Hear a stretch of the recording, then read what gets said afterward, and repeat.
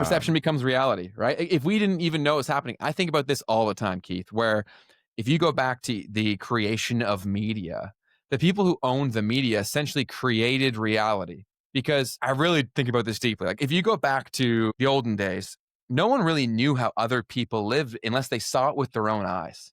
But when everything is now available on your screen, normalcy gets created by what you see the most frequently. And so that issue is that that's why our world has become increasingly more messed up because algorithms reward our innate desires for the fear of loss or the fear of missing out or the avoidance of pain. And so those are the strongest underlying motivators of human beings. And so that stuff just gets spewed everywhere. So, yes, I think objectively it would have been in a bad situation anyways. But now that content also does really well. So, ironically, paradoxically, it rewards the people who talk about how bad it is the most, which only further uh, exaggerates the problem. 100%, man. Yeah. And, you can have protests organized nowadays, within minutes on a social media, a story post, right? Um, Yes, because people don't have anything to attach to, man. Like, the thing is, when we're at this point, people feel, and I can speak to this personally because I have friends that are like incredibly affluent, and I have friends that are struggling and they've just fully given up.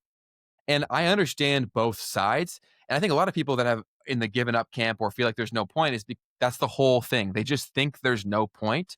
And so if they're collectively all in this, like, there's social proof everywhere. When they go on social media, they're like, see, everyone is screwed up. Like, everyone's poor. So this must be a systemic issue. So we need someone to point at. And they're not incorrect in that. A lot of people have been very selfish and the systems were built in a way that weren't forward thinking enough, or maybe they were perfectly designed for what the people wanted. I have no idea. I wasn't there. But now it's like I get where the people are, where they're like, what's the point of this? I could work so hard and I don't get ahead.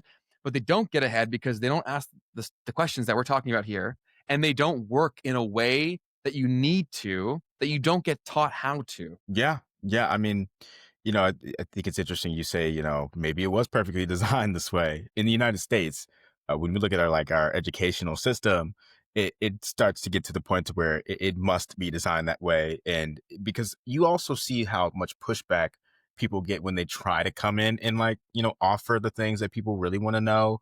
And how, those people that are doing those things, they stay pretty small. Usually it's usually not like some like global campaign to actually change the educational system so that we teach financial literacy in schools properly and stuff like that. So, I'm not super deep in the game and I haven't done my part to really push that here in the US. But I think that's also another part of it is like taking ownership of what we can.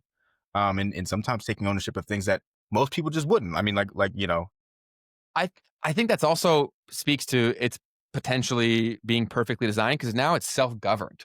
Where, like, let's say you came in and you actively tried to push financial literacy.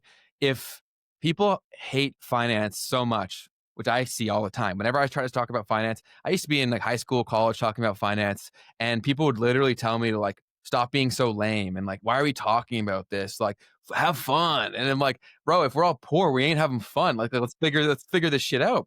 And I'm like, this is deeply rooted in people's psyche where it had to come from somewhere where, oh, I don't know money. I don't deal with money. That's what other people do. I don't. And that I am, that belief statement is incredibly powerful and something that's clearly deeply ingrained in people's psyche. And I can't think that that's by accident. You have to feel like that's deliberate. So then there's that. And then also, people are so deeply rooted into their problems now because they can find them and access them everywhere. And most people have finance problems, which you get reminded of every time you leave the door when you try to buy things. But you also get reminded every time you look at your phone because people are talking about their money problems too. So it just spirals and you get very deep in this where the problem seems so large that they don't believe that education could possibly solve their problem. They're like, why would I waste my time? I can just turn my brain off and go into this. There's no way what you have to say is going to solve my problem. And that's why people, like, you could say that we could go and try to push this, but no one would give a shit.